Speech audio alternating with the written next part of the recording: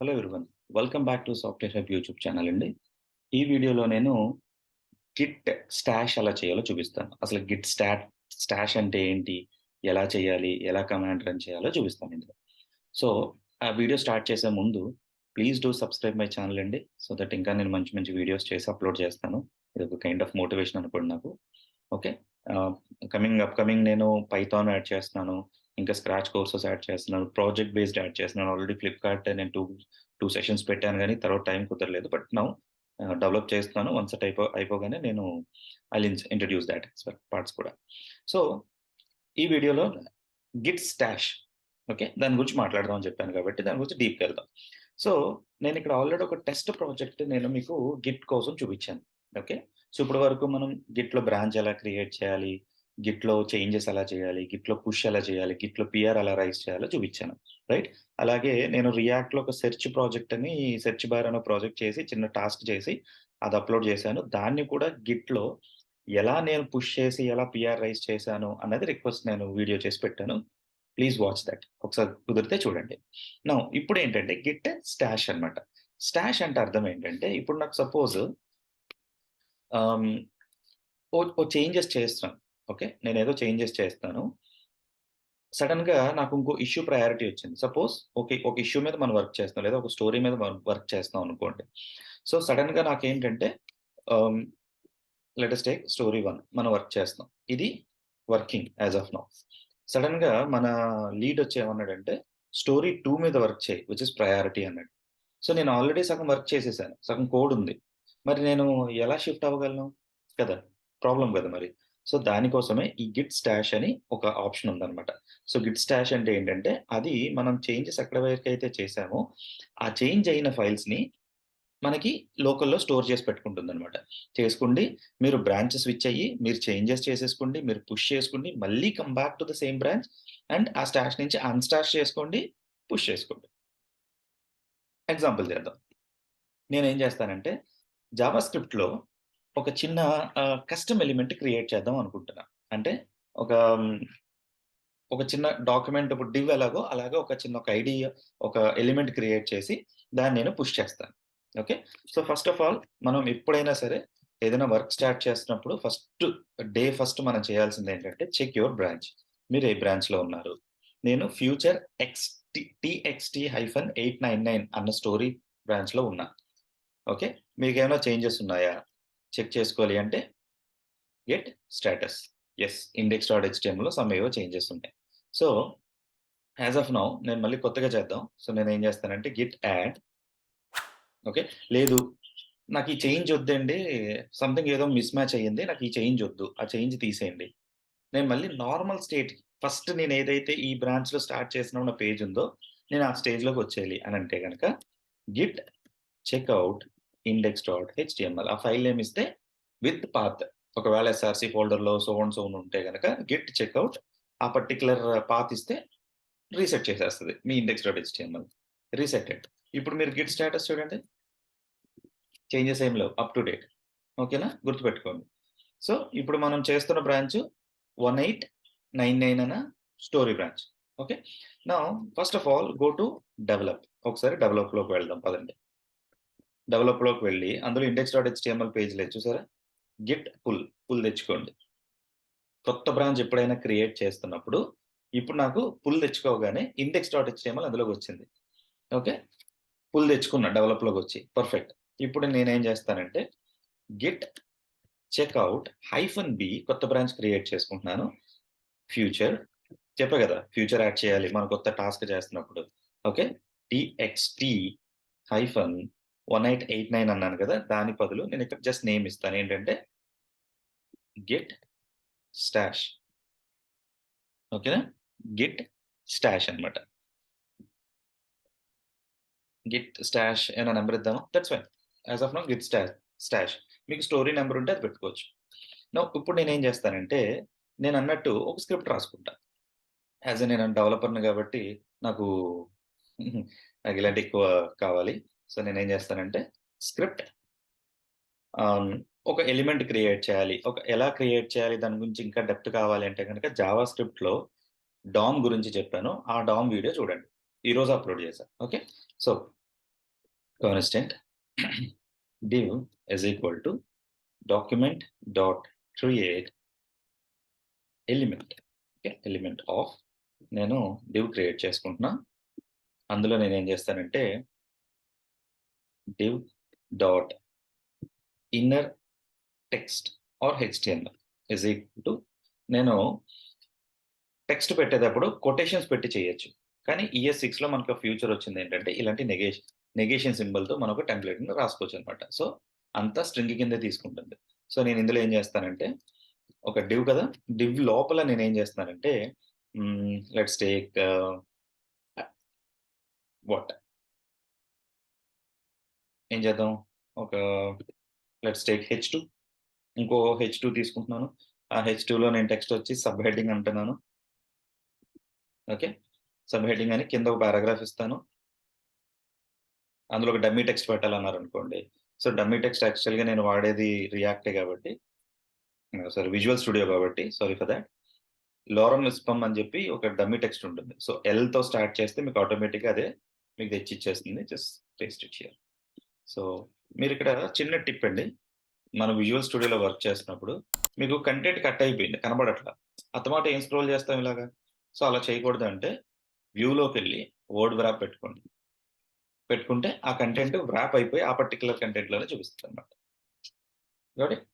Yeah! ఇప్పుడు div వచ్చింది. నేను బాడీకి అపెండ్ చేయాలి. సో, బాడీకి అపెండ్ చేయాలంటే నేనేం చేస్తానంటే document dot body body sorry dot append child. Append or append child ఏదన్నా ఒకటే. డివ్ పెట్టండి. Done. So, it's giving me something some error వస్తుంది. లేదని చెప్తుంది. So, don't save it as of now. నేను ఆల్రెడీ సేవ్ చేసి పెట్టుకున్నాను దాన్ని. యాహ్! Paste it. నౌ దీన్ని ఒక్కసారి రన్ చేసి చూద్దాం. Yeah! There we go. Open in Google Chrome. So, yup నాకు కంటెంట్ అయితే వచ్చేసింది చూసారా? సబ్ హెడ్డింగ్ అంటే డామ్ మానిప్యులేషన్ గురించి మీరు వీడియో వింటే ఇక్కడ ఎలా వచ్చిందో మీకు అర్థమవుతుంది. సో, నేను డైనమిక్‌గా ఒక ఎలిమెంట్ క్రియేట్ చేసి, ఆ డైనమిక్ ఎలిమెంట్‌ని నేను హెచ్‌టీఎంఎల్‌లోకి పెట్టుకున్నా. సో, కొంచెం కన్‌ఫ్యూజన్ కింద ఉంది కాబట్టి నేనేం చేస్తానంటే ఒక కంటైనర్‌ని పెడతా. div ID is equal to container. ID container. Okay. Class is equal to container. Okay. Let me go and add ఎంతవరకు అక్కర్లేదు ఇక్కడ వరకు చాలు. సో, ఇప్పుడు నేను ఇక్కడ యాడ్ చేసేది ఏదైతే ఉందో దాన్ని document dot get element by ID of container dot append సరిపోతుంది. So, just do a format. Now check it same. Okay. ఇప్పుడు CSSలో నేను ఆ కంటైనర్‌కి let me add a new file app dot CSS yeah! Dot కంటైనర్‌కి width ఒక 900 pixels, margin 0 auto. Okay. So, ఈ కంటైనర్‌ని ఆల్రెడీ ఇక్కడ పెట్టాను కాబట్టి just add a link tag dot slash app dot CSS పెట్టాను. Let's go and see. Yeah! Center align అయిపోయింది. So, కొంచెం ప్యాడింగ్స్ అయి ఉంటాయి. అంత ఇప్పుడు అక్కర్లేదనుకుంటున్నాను. మన మెయిన్ కాన్సంట్రేషన్ అంతా గిట్ గురించి కాబట్టి. నౌ ఇప్పుడు మీరు గిట్ కనుక స్టేటస్ కొడితే మీకిక్కడ కొత్త ఫైల్ యాడ్ చేసింది, ఎడిట్ చేసిన ఫైల్ index.html, కొత్తగా యాడ్ చేసిన ఫైల్ అన్‌ట్రాక్డ్ app.css 2 చేయాలి. బట్ అన్‌ఫార్చునేట్‌లీ నాకు వేరే టాస్క్ వచ్చింది. మరిప్పుడు ఈ చేంజెస్ కావాలి కదా నాకు. అప్పుడు నేనేం చేస్తానంటే I will go with Git stash. ఇప్పుడు నేను కొత్త బ్రాంచ్‌లోకి వెళ్ళాలి మరి. Git stash. ఓకే. ఎంటర్. చూడండి. Saved working directory index state WIP so and so అంటే ఇదేంటంటే మన యొక్క కమిట్ యొక్క ఐడీ అన్నమాట. అది నేనేంటనేది ఇంకా క్లియర్‌గా చెప్తాను. ఇది చాలా ఇంపార్టెంట్ మనకి తర్వాత ఇన్ ఫ్యూచర్ మనం చేసే దాంట్లో. సో, సేవ్ అయిపోయింది. ఇప్పుడు నేను నాకు కావాల్సినట్టు git checkout develop branch shift అయిపోయా. నాకేం ప్రాబ్లమ్ లేదు. ఎందుకంటే ఆ పర్టిక్యులర్ బ్రాంచ్‌లో నేను నా చేంజెస్ అన్నిటిని స్టాష్ చేసి పెట్టుకున్నా. సో, మీరు స్టాష్ చేసి పెట్టుకోండి అలాగా. మిడిల్ ఆఫ్ ద వర్క్ మీరిలా మారాలి అంటే గనక మీరు గిట్ స్టాష్ చేసుకుంటే ఆ చేంజెస్ అన్నీ కూడా ఆ స్టాష్‌లో ఉండిపోతాయన్నమాట. ఉండిపోయిన తర్వాత మీరు బ్రాంచ్ మారుతారో లేకపోతే మీకు వేరే అదే బ్రాంచ్ మారి మీకు కావాల్సిన చేంజెస్ అన్నీ చేసుకోండి. మళ్ళీ you can come back and do un unstash అన్నమాట. అర్థమైందా? సో, ఇప్పుడిక్కడ గిట్ బ్రాంచ్ నాకు డెవలప్ ఉంది. నేను ఇంకో కొత్త బ్రాంచ్ ఇప్పుడు మళ్ళీ నేను గిట్ చెక్‌ఔట్ ఫ్యూచర్ ఇది ఉంది కదా! 1899 మనం ఏదైతే అనుకున్నామో ముందు అది తీసుకోండి. నేను ఆ బ్రాంచ్‌లోకి వెళ్తున్నా. వెళ్ళి గిట్ పుల్ డెవలప్ అంటాను. ఆరిజిన్ నుంచి నేను లేటెస్ట్ ఏమన్నా ఉన్నాయా తెచ్చుకుంటున్నాననమాట. పర్ఫెక్ట్. ఏమి లేవు. Up to date. Okay. So, now ఇప్పుడు index.htmlలోకి వెళ్ళి యాస్ ఇట్ ఈజ్ అంటే కాన్‌ఫ్లిక్ట్స్ వస్తాయి ఇప్పుడు. యాస్ ఆఫ్ నౌ దాంట్లోకి వెళ్ళకుండా నేను ఓన్లీ రీడ్ మీ ఫైల్‌ని ఎడిట్ చేస్తున్నా. కాన్‌ఫ్లిక్ట్స్ అనేది నేను వేరే దాంట్లో చెప్తాను మళ్ళీ అందుకని. సో, ఇక్కడ ఏం చేస్తున్నానంటే this tutorial okay. Is on Git stash. Okay. ఈరోజు డేట్ ఎంత? 09 ఓకే. 12/2022 ఓకే. సేవ్. ఇప్పుడు చూడండి గిట్ స్టేటస్ నాకు యాప్.సిఎస్ఎస్ ఆల్రెడీ యాడ్ అయ్యి ఉండాల్సింది ఉంది. నేను ఇంకా చేయలేదు. కాబట్టి let it be git add ఇదొక్క ఫైల్‌నే యాడ్ చేయాలి. సో, రీడ్ మీ ఫైల్‌ని మాత్రం తెచ్చిపెట్టండి. Git commit -n updated read me file ఇంతే. చేశాను. Git push -u origin what is the branch name future/1889 కదా! ఎంటర్. పుష్ ఎళ్ళిపోయింది. పర్ఫెక్ట్. ఇప్పుడు మన బ్రాంచ్‌లోకి రండి మళ్ళీ. Git branch. మన బ్రాంచ్ ఏది ఇది కదా! రైట్? దీన్ని కాపీ చేసుకుంటున్నాం. గిట్ చెక్‌ఔట్ డెవలప్‌లోకి వెళ్ళి మీరు అబ్జర్వ్ చేస్తే index.htmlలో నేను రాసిన కోడ్ లేదు. మీరు అబ్జర్వ్ చేయండి. ఓకేనా?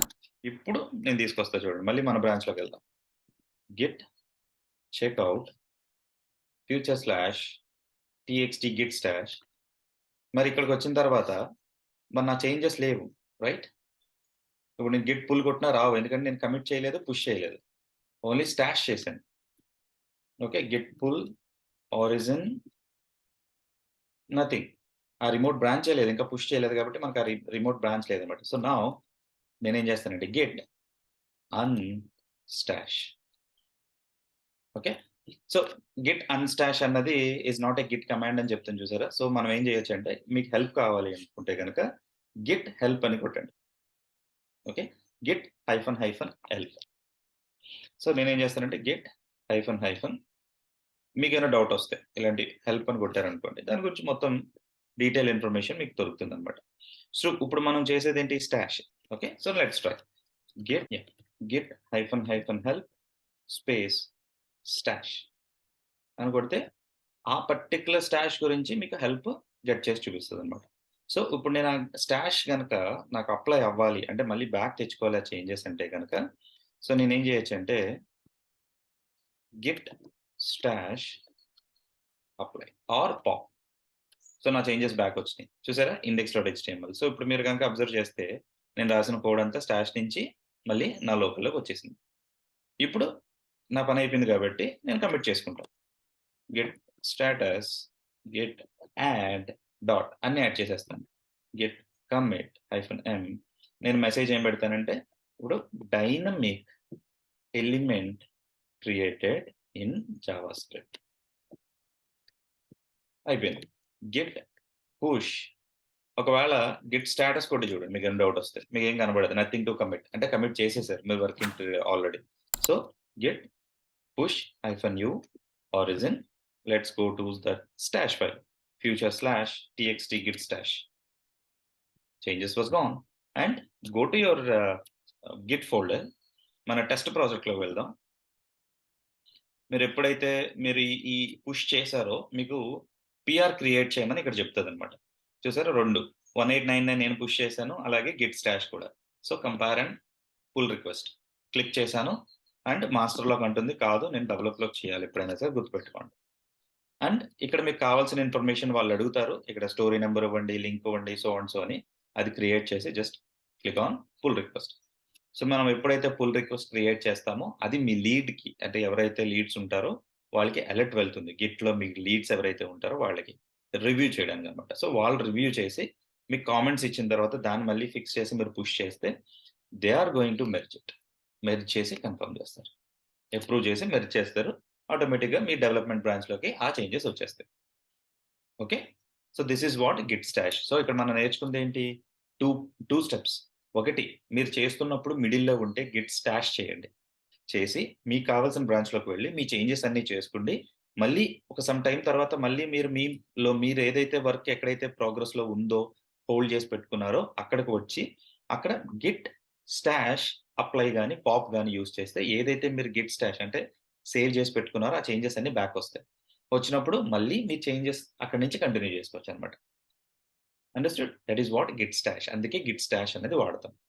ఒక వర్క్ నుంచి ఇంకో వర్క్‌లోకి జంప్ అయ్యి మళ్ళీ అదే వర్క్‌లోకి రావాలి అంటే గనక గిట్ స్టాష్ అనేది చాలా బాగా యూజ్ అవుతుంది. ఓకేనా? So, hope you like this video అండి. మీకు ఇలా వీడియో నచ్చుంటుంది. So, please do subscribe my channel. Thank you.